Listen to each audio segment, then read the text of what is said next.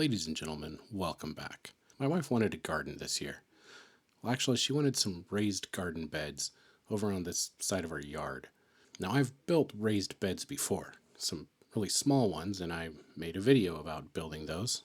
They weren't the best. So I thought, this time, I'm going to make something better.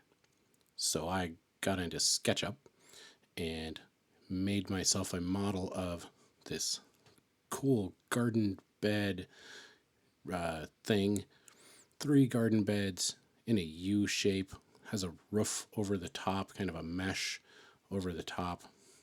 Just throwing some ideas together. Now I was looking at the cost of materials, and wood is very expensive, but I have all of these old fences around my property that are kind of falling down, and I thought, why don't I just take those apart and we can reuse some of this old lumber. We took some of the fences down, pulled a bunch of posts out of the ground. Some of them just rotted off, so just pushed them over and collected some materials. Got a bunch of posts, have a bunch of 2x6 of various lengths, some of it decent, some of it not so much.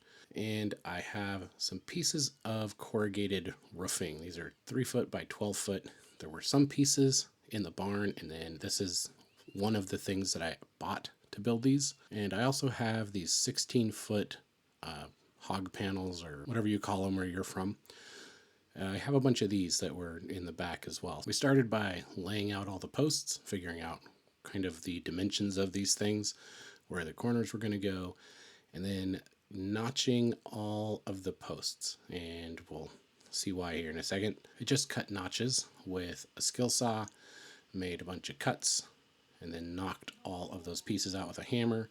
Nothing too fancy. This, not fine woodworking here, just reusing old, kind of sketchy and not in the best shape of materials.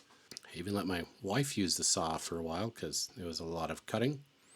And then we started putting pieces together. And you can see these corners, how they're going together. Now, if you're wondering why all of these rails are on the insides of the posts and notched, and the posts are on the outside, that will make more sense when we put the sheet metal as the sides, and I wanted the metal on the inside and the wood on the outside. And this is just how I decided to do it in my head. So that's how I did it. Probably wasn't the best decision, but it worked. It was just a lot more work than it needed to be. And here's the completed skeleton of the thing. It is a U shape. It's essentially 3 boxes, but instead of being separate, they're all hooked together. I also put hardware cloth in the bottom all the way around. That's to keep moles or gophers. We have some gophers and voles and things digging in the yard. That's to keep those from tunneling up into the bottom of these. And that's as far as I've gotten so far.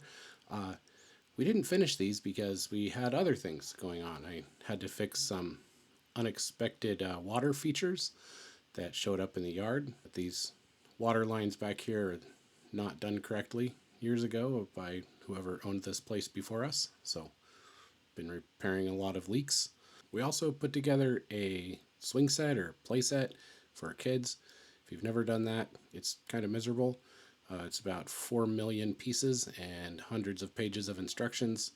That took a while. There will be another part of this project. Keep an eye out for that. Thanks for watching.